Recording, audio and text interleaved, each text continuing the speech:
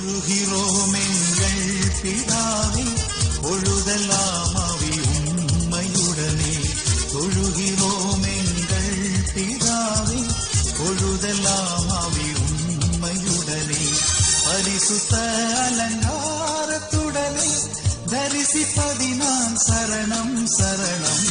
தொழுகிறோம் எங்கள் பிதாவே, பொழுதெல்லாம் ஆவி உம்மையுடனே. உண்மையும் சிவப்புமானவர், உண்மையே உருவாக்கொண்டவர். வெண்மையும் சிவப்புமானவர், உண்மையே உருவாக்கொண்டவர். என்னையே மீட்டு கொண்டவர், அன்னையே இதோ சரணம் சரணம். தொழுகிறோம் எங்கள் பிதாவே, பொழுதெல்லாம் ஆவி உம்மையுடனே. நம்முடைய ஆண்டவராகிய இயேசு கிறிஸ்துவின் திருப்பெயருக்கு துதியும் தோத்திரமும் கனமும் மாட்சியும் உண்டாவதாக. என்னோடு இணைந்து இணையதளத்திலே ஆண்டவரை ஆராதிக்கும்படியாக கூடியிருக்கின்ற உங்கள் ஒவ்வொருவரையும் அவருடைய திருப்பெயரிலே வாழ்த்துகின்றேன். கர்த்தர் நம்மோடு இருக்கின்றார். ஒருவேளை நாம் இல்லங்களிலே அமர்ந்து ஆண்டவரை ஆராதித்த போதிலும் கூட நம்முடைய ஒவ்வொரு இல்லத்தையும் உள்ளத்தையும் ஆண்டவருடைய ஆலயமாக நாம் விசுவாசித்து ஆண்டவருக்கு நாம் நம்முடைய ஆராதனையை ஏறெடுப்போம். நம்முடைய இல்லத்தையும் நம்முடைய உள்ளங்களையும் தூய்மைப்படுத்தி நாம் ஆண்டவருக்கு நன்றிகளை நாம் ஏறெடுப்போம். மூவொரு கடவுள் நம் மத்தியிலே இருக்கின்றார், அவரை நாம் போற்றுவோம். இந்த உலகத்தை படைத்த தந்தையாகிய கடவுள் நம் மத்தியிலே இருக்கின்றார், அவரை நாம் போற்றுவோம். மானிடனாக இந்த உலகத்திலே அவதரித்திருந்து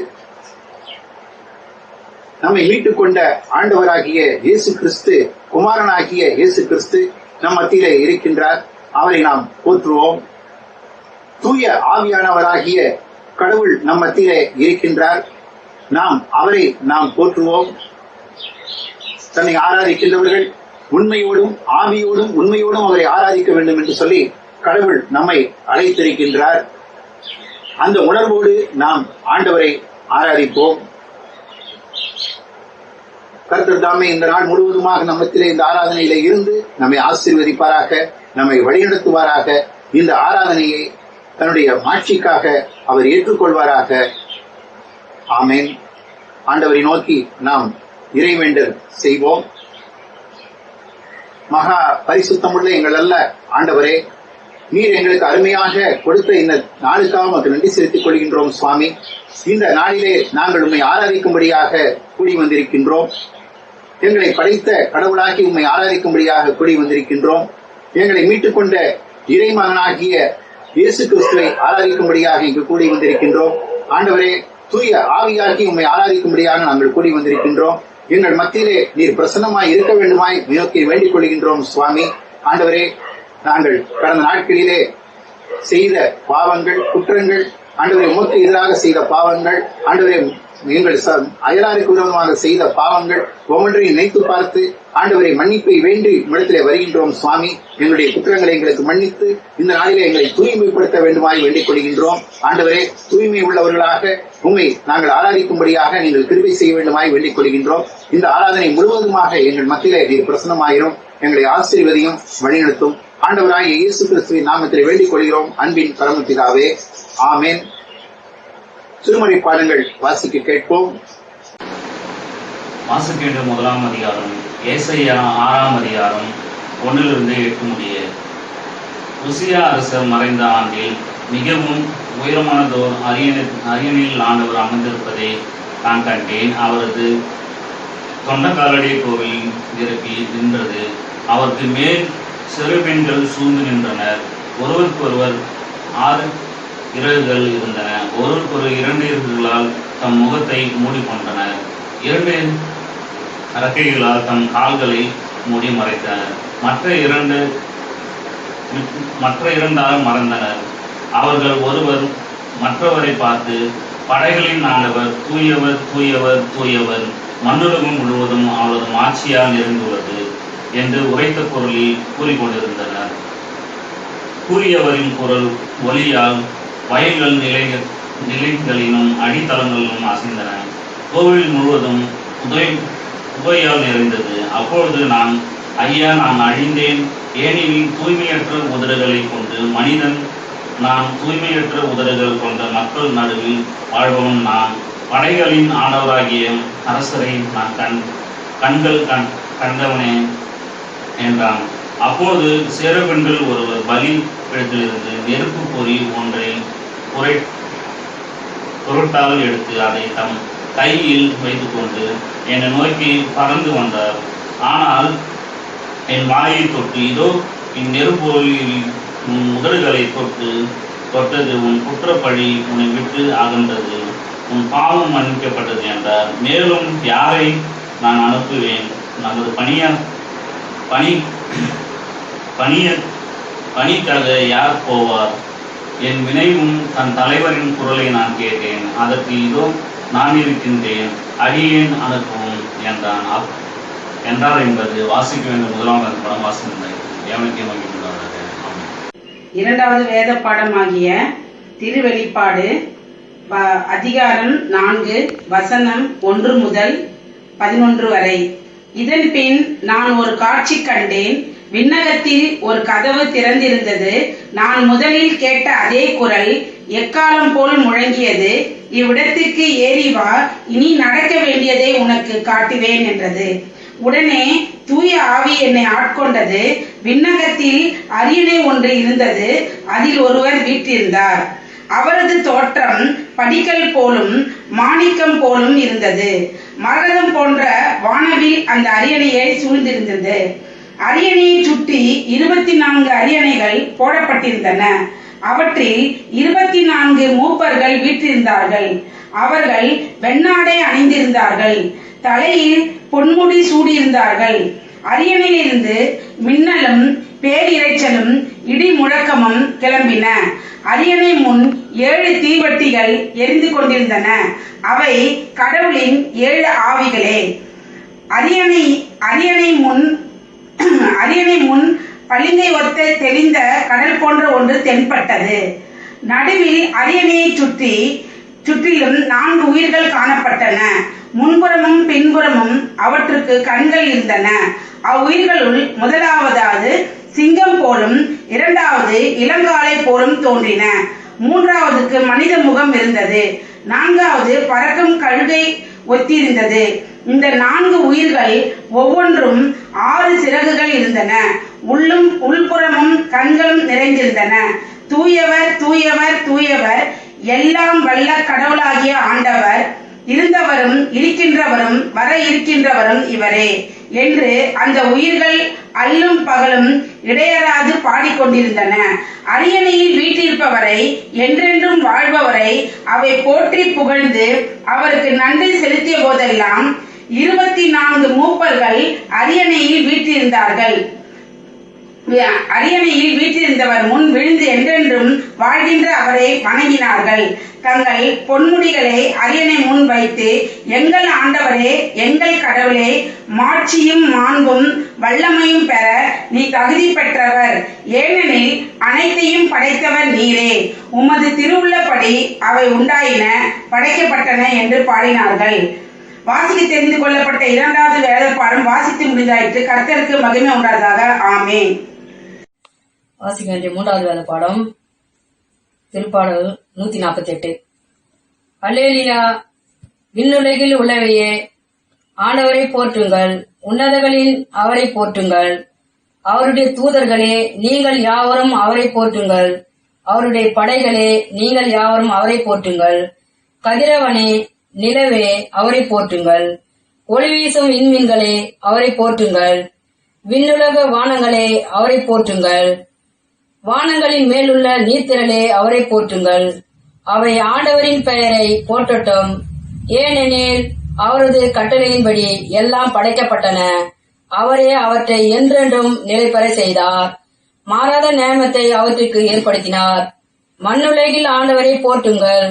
கடலின் பெரும் நாகங்களே, ஆழ்கடல் பகுதிகளே, நெருப்பே, கல்மழையே, வெண்பனியே, மூடுபனியே, அவரது ஆணையை நிறைவேற்றும் பெருங்காற்றே, மலைகளே, அனைத்து குன்றுகளே, கனித்தரும் மரங்களே, அனைத்து கேதுரு மரங்களே, காட்டு விலங்குகளே, அனைத்து கால்நடைகளே, ஊர்ந்து செல்லும் உயிரினங்களே, சிறகுள்ள பறவைகளே, உலகின் அரசர்களே, எல்லா மக்கள் இனங்களே, தலைவர்களே, இளைஞர்களே, கன்னியரே, முதியோரே மற்றும் சிறியோரே, நீங்கள் எல்லாரும் ஆண்டவரை போற்றுங்கள். அவர்கள் ஆண்டவர் பெயரை போற்றுவார்களாக. அவரது பெயர் மட்டுமே உயர்ந்தது. அவர் மாட்சி விண்ணையும் மண்ணையும் கடந்தது. அவர் தம் மக்களின் ஆற்றலை உயர் பெற செய்தார். அவருடைய அனைத்து அடியாரும் அவருக்கு நெருங்கிய அன்பார்ந்த மக்களாகிய இஸ்ரவேல் மக்களும் அவரை போற்றுவார்கள். அல்லேலூயா. வாசிக்க வேண்டிய 3வது பாடம் வாசித்து முந்தாயிற்று. பிதா குமாரன் பரிசுத்த ஆவி மகிமையுண்டாவதாக. ஆமென். 4வது வேத பாடமாக யோவான் 4ஆம் அதிகாரம் 16-26 முடிய. இயேசு அவரிடம், நீர் போய் உன் கணவரை இங்கே கூட்டிக் கொண்டு வாரும் என்று கூறினார். அப்பொழுது அவரை பார்த்து, எனக்கு கணவர் இல்லையே என்றார். இயேசு அவரிடம், எனக்கு கணவர் இல்லை என நீ சொல்வது சரியே. உமக்கு 5 கணவர்கள் இருந்தார்கள் என்றாலும் இப்போது உம்முடன் இருப்பவர் உன் கணவர் அல்ல. எனவே நீர் கூறியது உண்மையே என்றார். அப்போது அவரிடம், ஐயா, நீர் ஒரு இறைவாக்கினர் என கண்டு கொண்டேன். எங்கள் முன்னோர் இம்மலையில் வழிபட்டு வந்தனர். ஆனால் நீங்கள் எருசலேமில் வழிபட வேண்டும் என்றீர்களே என்றார். இயேசு அவரிடம், அம்மா, எனக்கு நம்பும் காலம் வருகிறது. அப்பொழுது நீங்கள் தந்தையை இம்மலையிலே எருசலேமிலோ வழிபட மாட்டீர்கள். யாரை வழிபடுவீர்கள் என தெரியாமல் நீங்கள் வழிபடுகிறீர்கள். ஆனால் தெரிந்த வழிபடுவீர்கள். யூதரிடம் மீட்பு வருகிறது, காலம் வருகிறது, ஏன் வந்துவிட்டது. அப்பொழுது உண்மையாய் வழிபடுவோர் தந்தையை அவரது உண்மை இயல்புக்கேற்ப உள்ளத்தில் வழிபடுவார். தம் வழிபடுவோர் இத்தகையோராய் இருக்கவே தந்தை விரும்புகிறார். கடவுள் உருவமற்றவர். அவரை வழிபடுவோர் அவரது உண்மையை இயல்புக்கு ஏற்ப உள்ளத்தில்தான் வழிபட வேண்டும் என்றார். அப்பெண் அவரிடம், கிறிஸ்து எனப்படும் மேசியா வருவார் என தெரியும். அவர் வரும்போது அனைத்தையும் எங்களுக்கு அறிவிப்பார் என்றார். இயேசு அவரிடம், உம்மோடு பேசும் நானே அவர் என்றார் என்பதே. ஆண்டவருடைய வார்த்தைக்காக நாம் இறைவேண்டல் செய்வோம். எங்கள் நல்ல ஆண்டவரே, உம்முடைய வார்த்தைகளுக்காக நன்றி செலுத்திக் கொள்கின்றோம் சுவாமி. இப்பொழுதும் உம்முடைய சத்தியத்தை நாங்கள் அறிந்து கொள்ளும் வண்ணமாக ஆண்டவரே, உம்முடைய வார்த்தையை எங்களுக்கு வெளிப்படுத்தும். நாங்கள் உம்முடைய வார்த்தையின் மூலமாக புதிய திறனையும் உற்சாகத்தையும் பெறுகின்றவர்களாகவும் உம்முடைய வார்த்தையின் உண்மைகளை நாங்கள் அறிந்து கொள்ளவும் நீர் கிருபை தாரும். அவற்றை நாங்கள் எங்களுடைய இருதயங்களிலே ஏற்றுக்கொண்டு எங்களுடைய வாழ்விலை கடைபிடிக்க கிருபை தாரும். ஆண்டவராகிய இயேசு கிறிஸ்து நாமத்திலே வேண்டிக் கொள்கிறோம் அன்பின் ஆண்டவரே, ஆமென். இந்த நாளிலே நாம் தியானிக்கும்படியாக பேராயம் கொடுத்திருக்கின்ற பொருள், வழிபாடு என்பது மக்களின் நம்பிக்கையை கொண்டாடுதல் என்பது ஆகும். வழிபாடு என்பது மக்களின் நம்பிக்கையை கொண்டாடுதல் என்பது ஆகும். நாம் அனைவரும் இயேசு கிறிஸ்துவை கடவுளாக ஏற்றுக்கொண்டு அவரை வழிபட்டுக் கொண்டு வருகின்றோம். நாம் கடவுள் மீது நம்பிக்கை கொண்டவர்களாக, மூவொரு கடவுள் மீது நம்பிக்கை கொண்டவர்களாக நம்முடைய நம்பிக்கையை பல வழிகளிலே வெளிப்படுத்துகின்றவர்களாக இருக்கின்றோம். திருமறையை வாசிப்பது, ஜெபிப்பது, ஆலயத்திற்கு செல்வது, இப்படியாக பல வழிகளிலே நம்முடைய நம்பிக்கையை நாம் வெளிப்படுத்திக் கொண்டு இருக்கின்றோம். ஒருவேளை நம்முடைய பழக்க வழக்கங்கள், பொட்டு வைத்துக் கொள்ளாமல் இருப்பது, சிலுவையை அடையாளமாக தரித்துக் கொள்வது, இப்படியாக பல வழிகளிலே நம்முடைய நம்பிக்கையை வெளிப்படுத்துகின்றவர்களாக இருக்கின்றோம். அப்படியாக ஆண்டவரை ஆராதிப்பது அல்லது வழிபடுவது என்பதும் நம்முடைய நம்பிக்கையின் வெளிப்பாடுகளின் ஒன்றாக இருக்கின்றதை நாம் பார்க்கின்றோம். இந்த வழிபாடு எப்பொழுது ஆரம்பித்தது என்று சொல்லி திருமறை வரலாற்றை நாம் பார்ப்போம் என்று சொன்னால், ஆதாமின் குமாரனாகிய சேத் அவன் ஏனோசை பெற்ற பொழுது மக்கள் கடவுளை ஆண்டவர் என்ற பெயரிலே வழிபட ஆரம்பித்தார்கள் என்று சொல்லி திருமறை தொடக்க நூல் 4ஆம் அதிகாரத்திலே சொல்லுகின்றது. தொடர்ந்து நாம் திருமறையை வாசிக்கும் பொழுது அதிலே வழிபாட்டை குறித்த பல குறிப்புகள் பழைய ஏற்பாட்டிலே காணப்படுகின்றது. இந்த குறிப்புகளிலே வழிபாட்டின் முக்கிய பகுதிகளாக பலி இடுவது என்பது காணிக்கை செலுத்துவது என்பதும் இருக்கின்றதை நாம் பார்க்கின்றோம். ஆபிரகாம் முதலாவது மோரே என்ற இந்த சமவெளியிலே ஒரு கருவாலி மரத்தண்டியிலே ஒரு பலிபீடத்தை கட்டுகின்றான். அங்கே ஆண்டவர் இருக்கின்றார் என்று சொல்லி விசுவாசித்து நம்பி ஒரு பலிபீடத்தை அவன் கட்டுகின்றான். அதன் பிறகு வேதத்திலே நாம் பார்க்கின்றோம், பெயர் செய்வார் என்ற இடத்திலே அவன் ஒரு ஏசல் என்கின்ற அந்த மரத்தை நட்டு அங்கே பலிபீடத்தை கட்டி கடவுளை வழிபடுகின்றான் என்று சொல்லி நாம் பார்க்கின்றோம். அப்பொழுது தனி மனிதனாக ஆண்டவரை வழிபடுகின்றான், குடும்பமாக ஆண்டவரை வழிபடுகின்றான். எகிப்திலிருந்து ஆண்டவர் இஸ்ரவேல் மக்களை விடுதலை செய்த பொழுது அதன் பின்னாக கூட்டு வழிபாடாக மக்கள் அனைவரும் சேர்ந்து கடவுளை வழிபட ஆரம்பித்தார்கள் என்று சொல்லி நாம் பார்க்கின்றோம். ஆசரிப்பு கூடாரம், அதிலே உடன்படிக்கை பெட்டி, அந்த உடன்படிக்கை பெட்டியிலே கிருபாசனத்திலே இருந்து ஆண்டவர் அவர்களோடு பேசுகின்றார் என்று சொல்லி அவர்கள் விசுவாசிக்கின்றார்கள். அதன் அடிப்படையிலே அவர்கள் கடவுளை வழிபட ஆரம்பிக்கின்றார்கள். இப்படியாக திருமறை வழிபாடுகளை பற்றி சொல்லப்படுகின்றதை நாம் காண்கின்றோம். அதன் பிறகு ஆசரிப்பு கூடாரத்திற்கு பிறகு அவர்கள் அடிமைத்தனத்தின் காலங்களிலே சிறு சிறு தொழுகை கூடங்களிலே, சிறிய ஆலயங்களிலே கடவுளை வழிபட்டார்கள். அன்னாள் ஆலயத்திற்கு செல்லுகின்றாள். சாலமோன் ஆலயத்தை கட்டுவதற்கு முன்பாகவே அன்னாள் ஆலயத்திற்கு செல்லுகின்றார், வழிபடுகின்றாள். சாமுவேல் ஆலயத்திலே ஒரு ஊழியனாக இருந்து பணிபுரிகின்றான் என்றெல்லாம் நாம் பார்க்கின்றோம். அதன் பிறகு சாலமோன் ஆலயத்தை கட்டுகின்றான். சாலமோனினுடைய ஆலயம் இடிக்கப்பட்ட பொழுது பல இடங்களிலே தொழுகை கூடங்கள் கட்டப்படுகின்றன. அங்கே கடவுளை அவர்கள் ஆராதிக்கின்றார்கள் என்று சொல்லி நாம் பார்க்கின்றோம். இப்பொழுது நாம் ஒவ்வொரு ஊரிலும் பல இடங்களிலே ஆராதனை வழிபாட்டு கூடங்கள், ஆலயங்கள் இருக்கின்றதை நாம் பார்க்கின்றோம். பல வழிகளிலே, முறைகளிலே நாம் ஆண்டவரை வழிபட்டுக் கொண்டு இருக்கின்றோம். இந்த இறை வழிபாடு என்பது என்ன? கடவுளை கனப்படுத்துதல் என்பதை இறை வழிபாடாக காணப்படுகின்றது. கடவுளுக்கு செலுத்த வேண்டிய மாட்சியை, மகிமையை செலுத்துகின்றது. கடவுளுக்கு நன்றி செலுத்துவது. இதற்காக இதை நாம் இறை வழிபாடு என்று சொல்லி நாம் கூறுகின்றோம். இதை ஆண்டவரை துதிக்கின்றோம், ஆண்டவருக்கு நன்றி செலுத்துகின்றோம், ஆண்டவரை நோக்கி நாம் நம்முடைய வேண்டுதல்களை ஏறெடுக்கின்றோம். நம்முடைய பாவங்களுக்காக பரிகாரத்தை நாம் பெற்றுக் கொள்கின்றோம், பாவ அறிக்கை செய்கின்றோம், விசுவாசத்தை அறிக்கை செய்கின்றோம், ஆண்டவருடைய வசனத்தை தியானிக்கின்றோம், ஆண்டவருடைய ஆசீர்வாதத்தை பெற்றுக் கொள்கின்றோம். இப்படி வழிபாடு என்பது ஒரு முறையான ஒரு வழிபாடாக இன்றைக்கு நடந்து கொண்டே இருக்கின்றது. இது அனைத்துமே நாம் நம்முடைய நம்பிக்கையை வெளிப்படுத்துகின்றதனுடைய அடையாளமாக இருக்கின்றது என்பதை நாம் அறிந்து கொள்ள வேண்டும். தனியாக ஆண்டவரை நாம் கனப்படுத்த முடியும், வழிபாடு செய்ய முடியும், ஆராதிக்க முடியும். கூட்டாக இணைந்து ஆண்டவரை வழிபட முடியும். ஆலயம் என்பது வழிபடுகின்ற ஒரு இடமாக இருக்கின்றது. நாம் வார வாரம் ஒழுங்காக ஆலயத்திற்கு செல்லுகின்றவர்களாக இருக்கின்றோம். ஆனால் நாம் ஆண்டவருக்கு எதற்காக நாம் ஆலயத்திற்கு செல்லுகின்றோம் என்பதை நாம் யோசித்து பார்க்க வேண்டியவர்களாக இருக்கின்றோம். நாம் எதற்காக ஆலயத்திற்கு செல்லுகின்றோம்?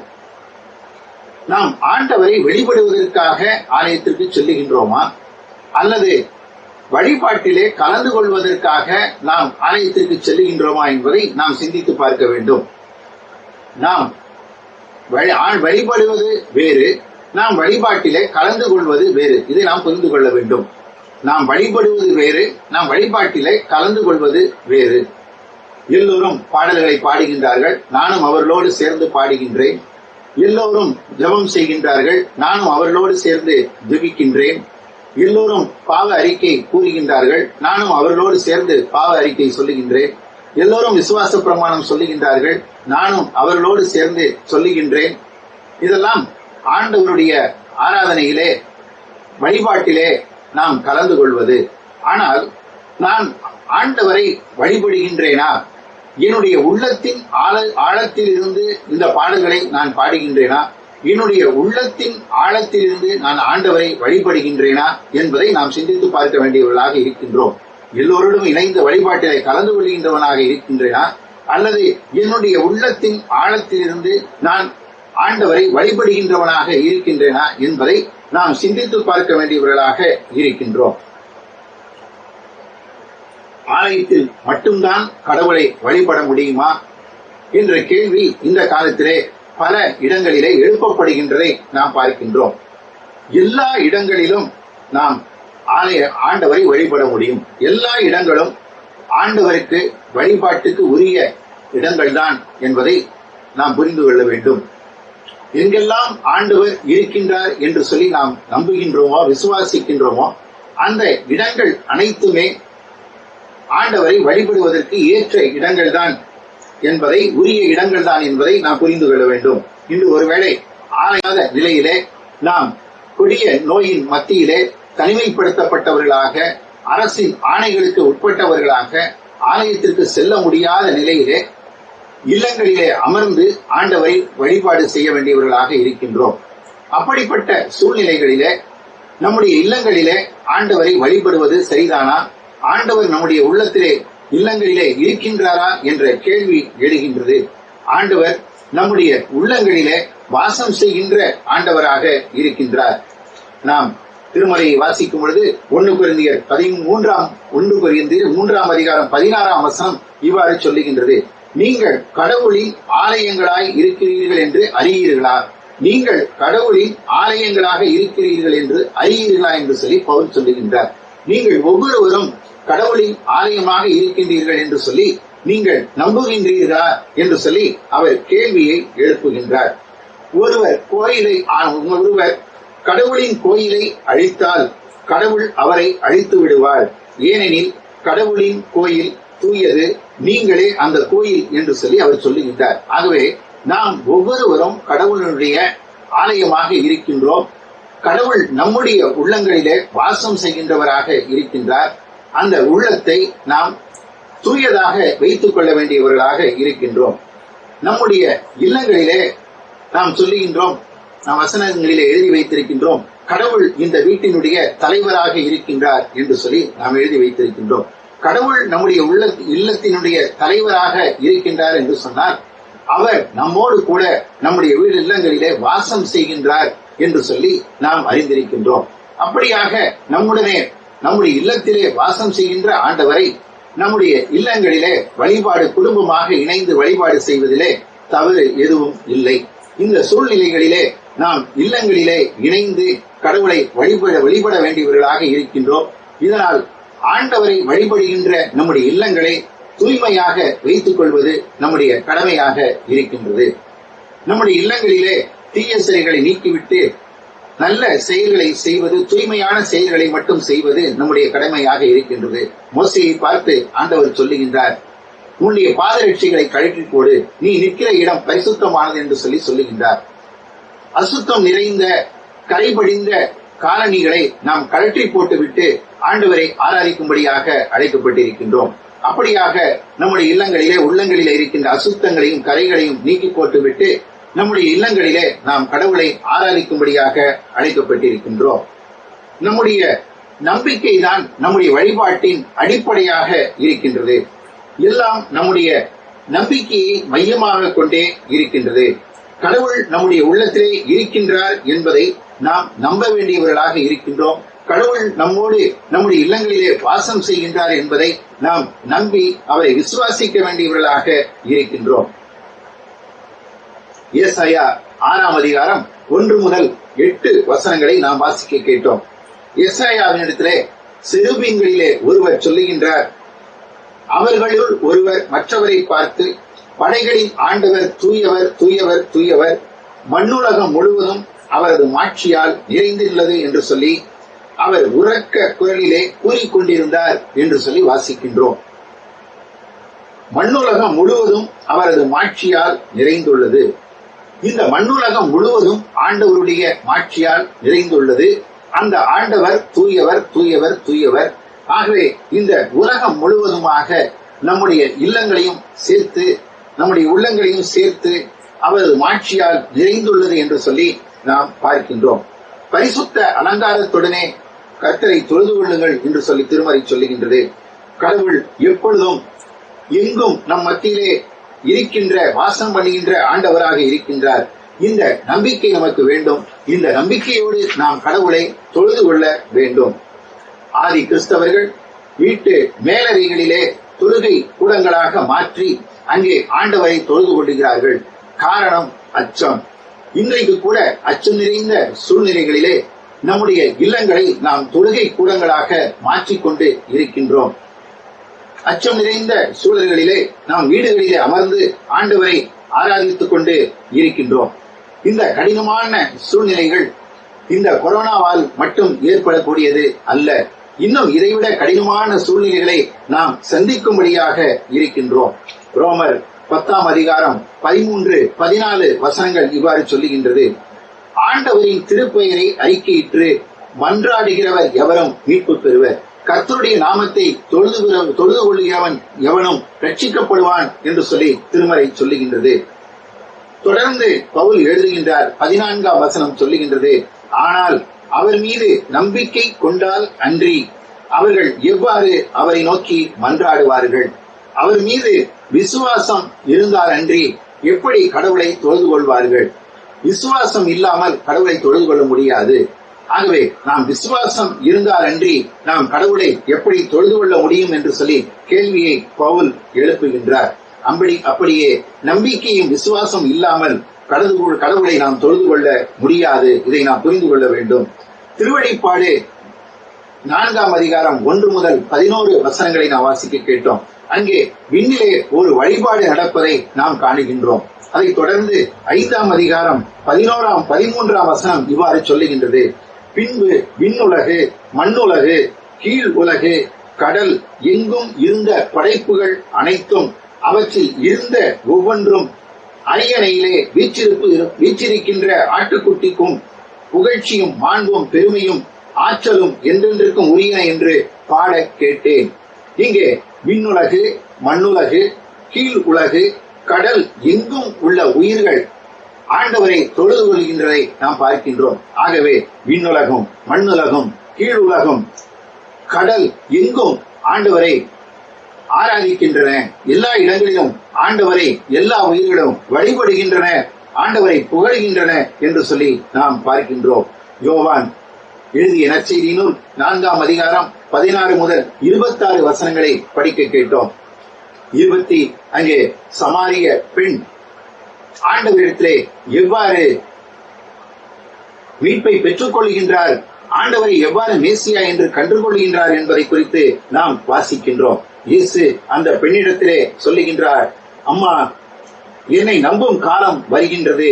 அப்பொழுது நீங்கள் தந்தையை இம்மலையிலோ எருசலேமிலோ வழிபட மாட்டீர்கள். எங்கும் ஆண்டவரை தொழுது கொள்கின்ற காலம் வரும்.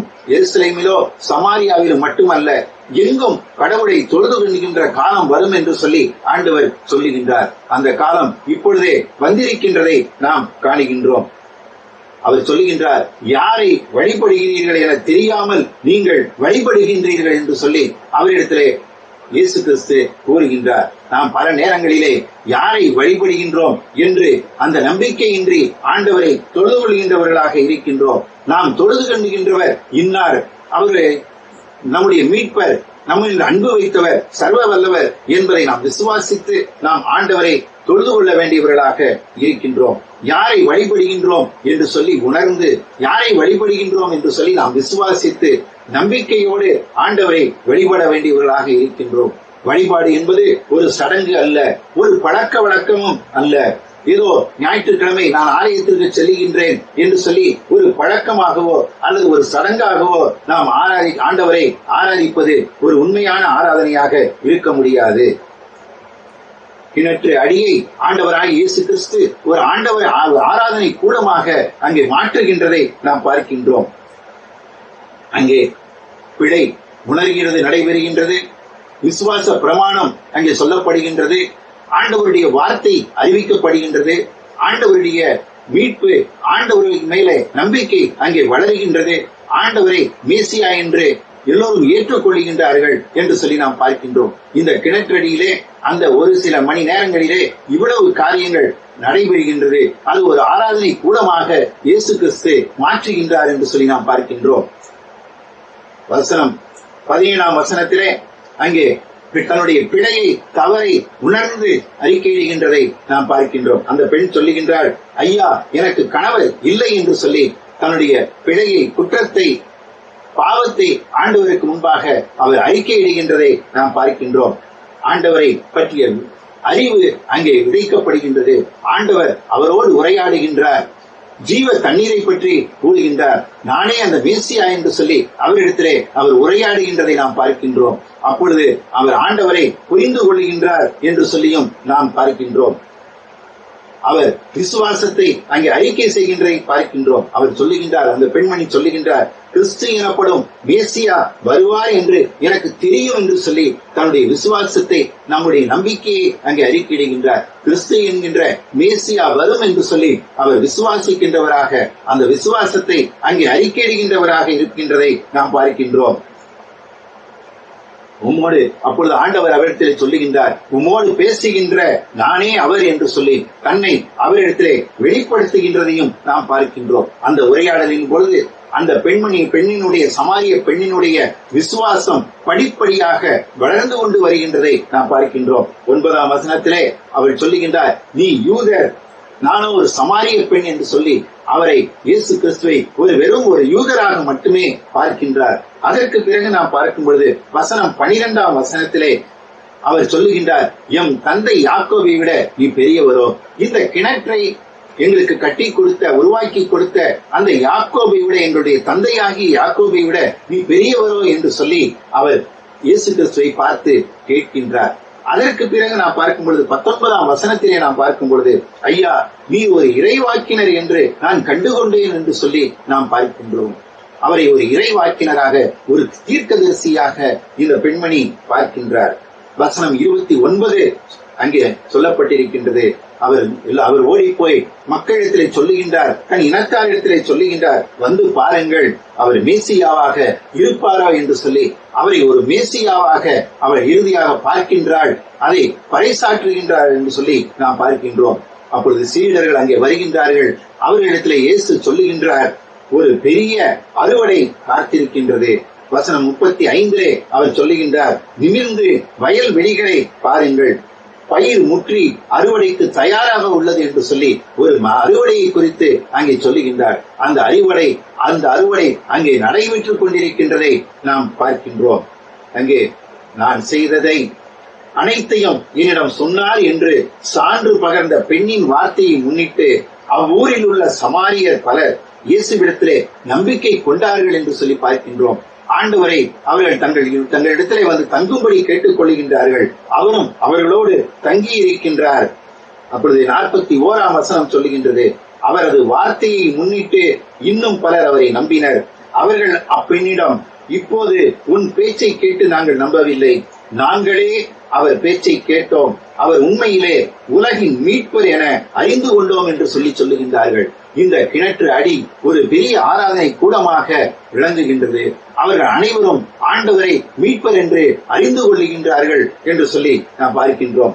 இயேசுவே மீட்பர் என்ற நம்பிக்கையிலே உறுதியை பெற்றுக் கொள்வதும், அவரை ஏற்றுக்கொள்வதும், அறிந்து கொள்வதும், அறிக்கையிடுவதும் ஆராதனையுடைய விளைவுகளாக இருக்கின்றது. ஆலயம் ஒரு வெறும் வழிபாட்டு இடமாக மட்டுமல்ல, வழிபாடு என்பது ஒரு சடங்கு அல்லது ஒரு ஒழுக்கம் மட்டுமல்ல, அது நம்மை மாற்றுகின்ற ஒரு நிகழ்வாக இருக்க வேண்டும். ஆராதனை என்பது நம்மை மாற்றுகின்ற நிகழ்வாக இருக்க வேண்டும். எது நம்மை உணர்த்துகின்றதோ, எது நம்முடைய நம்பிக்கையை வளர்க்கின்றதோ, எது கடவுளின் நம்பிக்கையிலே நம்மை இன்னும் உறுதிப்படுத்துகின்றதோ, எது நம்மை மாற்றுகின்றதோ, அதுவே உண்மையான ஆராதனையாக இருக்கின்றது. எந்த இடமாக இருந்தாலும் அது வழிபாட்டுக்கு உரிய இடமாக இருக்கின்றது. எந்த இடமாக இருந்தாலும் அங்கே எங்கே நம்முடைய நம்பிக்கை வளர்கின்றதோ, எங்கே நாம் மாற்றப்படுகின்றோமோ, எங்கே நம்முடைய நம்பிக்கையை நாம் உறுதிப்படுகின்றோமோ, ஆண்டவரை மீட்பர் என்று கண்டுகொள்கின்றோமோ, அந்த இடங்கள் எல்லாம் ஆராதனை கூடங்களாக மாறுகின்றன என்று சொல்லி நாம் பார்க்கின்றோம்.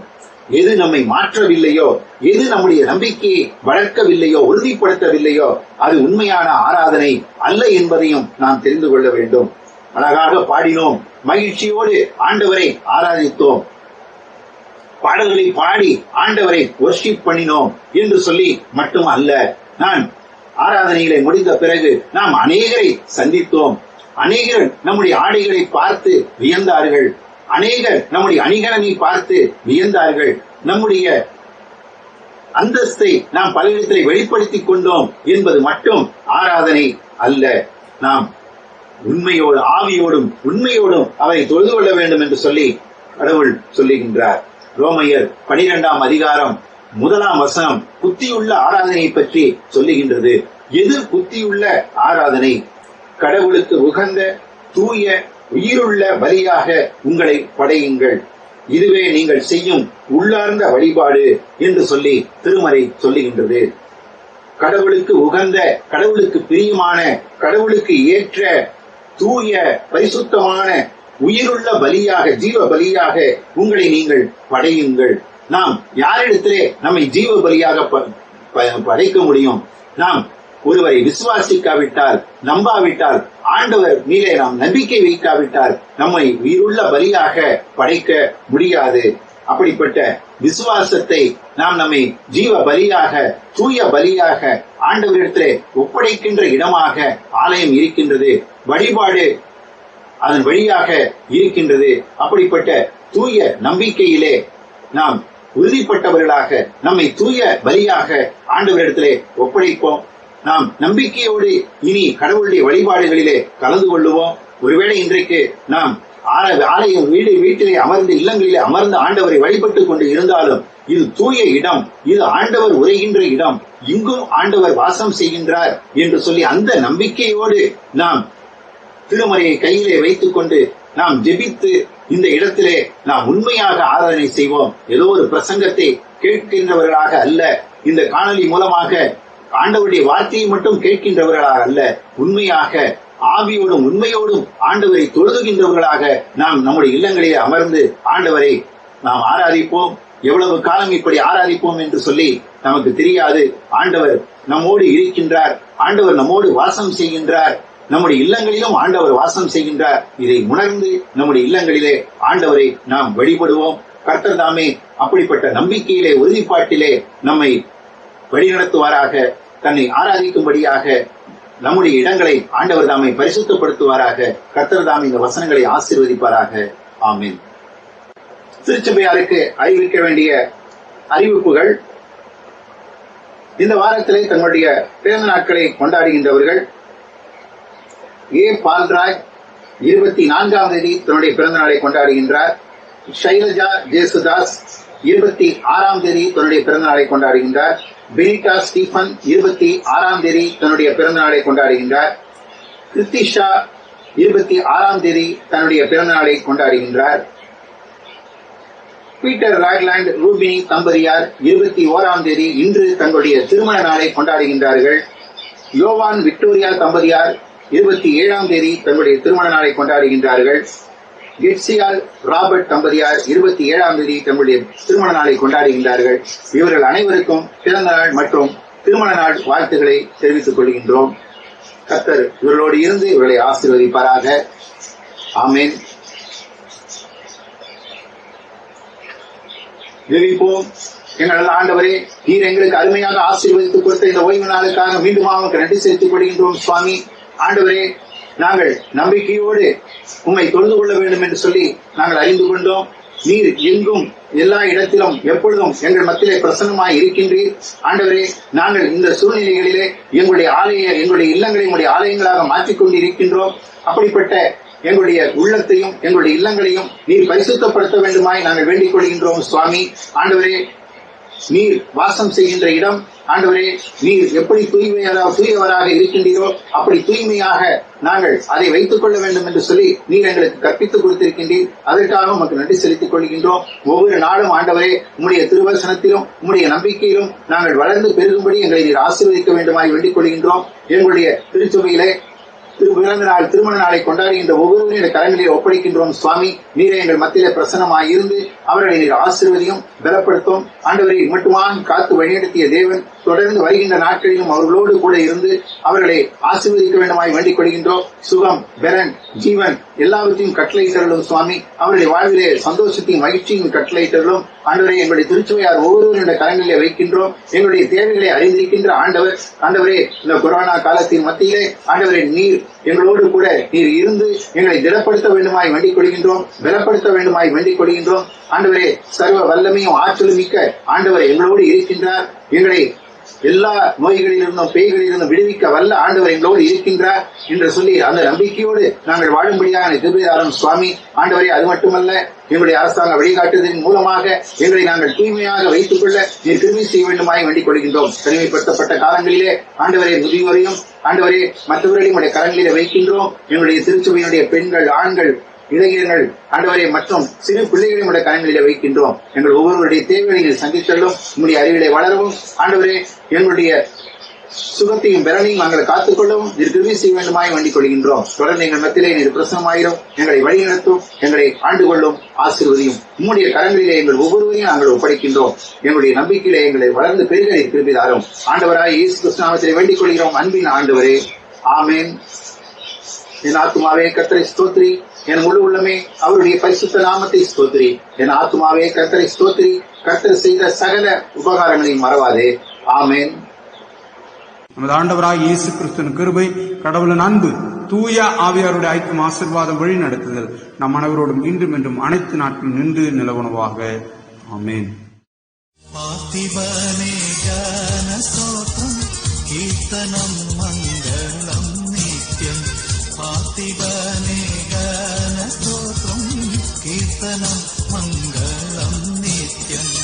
வாழ்க வாழ்க வாழ்க என்றும் அல்லேலூயா, ஆமென் ஆமென். வாழ்க வாழ்க வாழ்க என்றும் அல்லேலூயா.